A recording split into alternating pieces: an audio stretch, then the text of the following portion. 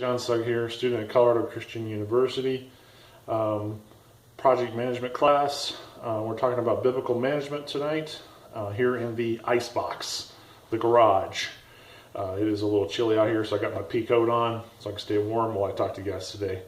So tonight we're talking about chapters 8 and 9 with decision making, conflicts, and discipline. The scripture reference tonight is Proverbs 16, verse 9 from the NLT. We can make our plans, but the Lord determines our steps. You know, making decisions is something that we have to do every day, especially in management or in leadership positions. Here are some guidelines for making good decisions. Number 1, identify the problem. Number 2, follow a model for decision making. This is basically a yes or no comparison with asking yourself some questions like, is this a questionable practice? What is the motivation? Is this a life situation? Does it violate some biblical laws? Does it violate your conscience? Things like that. Some yes and no questions to ask yourself about making this decision. Number 3, identifying various options. I call these the 3 R's: the risks, the resources, and the results. Number 4, select the best solution. 5, implement the decision. That means put it into process. 6, evaluate the decision. Now, you're not always going to make the number 1 decision every single time. If that was the case, we would need God because we would be perfect. So we're not perfect. So be sure that when you make decisions that you don't do them in anger, you're not upset, you're not under pressure, someone's not pushing you, trying to get you to do this, do it now, do it now. Give yourself some time, step away, think about it, go through this process, and remember to always pray, no matter what.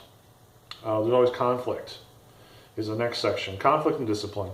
Well, there's always conflict in the workplace and in the church. We're people, we conflict with each other. That's how it works.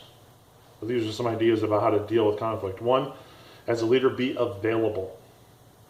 2, I don't know why this is number 2, pray for wisdom. I think I'd do that first. You might want to flip that around. Number 3, nitty gritty is what I call it. Get down to nitty gritty. What are the facts? What's actually happening? Why is there conflict? Maybe somebody's upset because their favorite sports team lost. And they're just mad and they just want to take it out on somebody, and so they're just angry, and so then they just get in a fight. So find out what the actual problem is, what the actual issues are.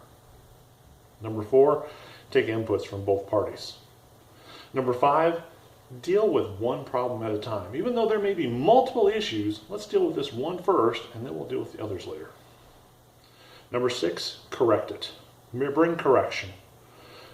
Get correction between the two, either by them talking to one another or making a decision about what needs to happen in the situation. Number 7, explain your decision. And number 8, be thankful that you had a problem and you had the ability to deal with it. Now, in every place, both in the church and in the workplace, discipline is something that has to happen. Number 1 thing to remember is it is a thing that you do in private and not in public. The pulpit is not a discipline hub, nor is the conference room. If the person that you're trying to bring discipline to, they don't want to listen, bring their leadership in and talk about it. And then if it doesn't work, then in the business place, you would have a written notification describing the issues and problems and correction they need to have. Number 4 may require a human resources performance review. And number 5 finalize might be termination. Thanks, guys. We'll see you next week. Have a great night.